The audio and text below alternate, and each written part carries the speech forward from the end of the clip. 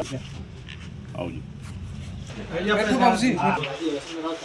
अरे राजेश नारायण का नहीं नहीं नहीं अपने तो अपने साथी ऐसे ही नहीं है। ठीक है बिल्कुल।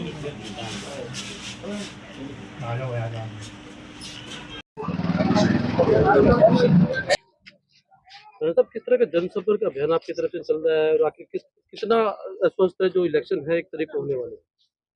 देखिए मैं तो सरपंच साहब के आगे आ जाऊँ। मैं जिस गांव में भी जा रहा हूँ पूरा अपार जन समर्थन मिल रहा है।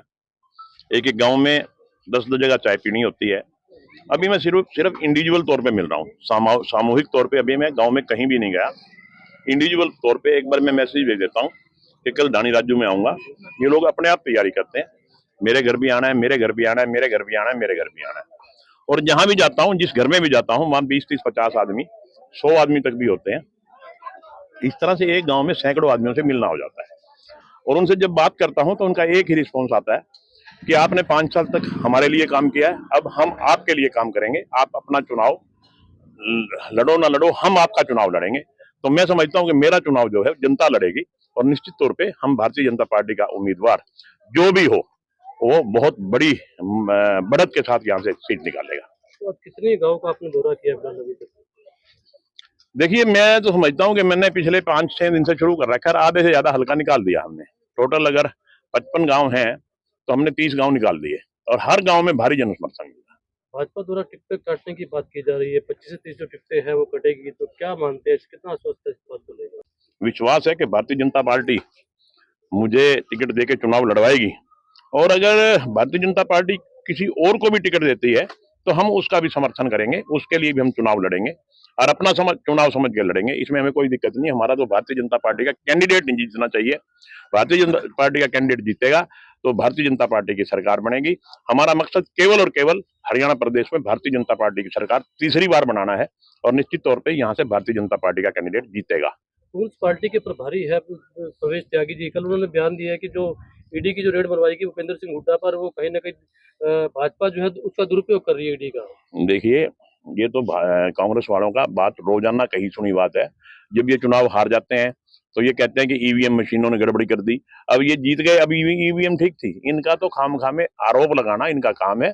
जब इनको ये लगता है कि जनता आपको रिस्पॉन्स नहीं कर रही तो कोई ना कोई आरोप भारतीय जनता पार्टी पे जड़ देते हैं।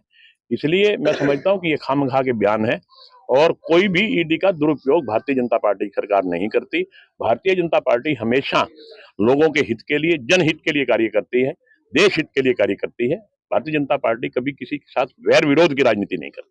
क्या मानते हैं कि तीसरी बार क्या आप हरियाणा में फिर दोबारा भाजपा की सरकार बनेगी? निश्चित रूप से भारी बहुमत से हरियाणा में भारतीय जनता पार्टी की सरकार बनने वाली है और हमारी सरकार के मुखिया एक बार फिर नायब सिंह सैनी होंगे।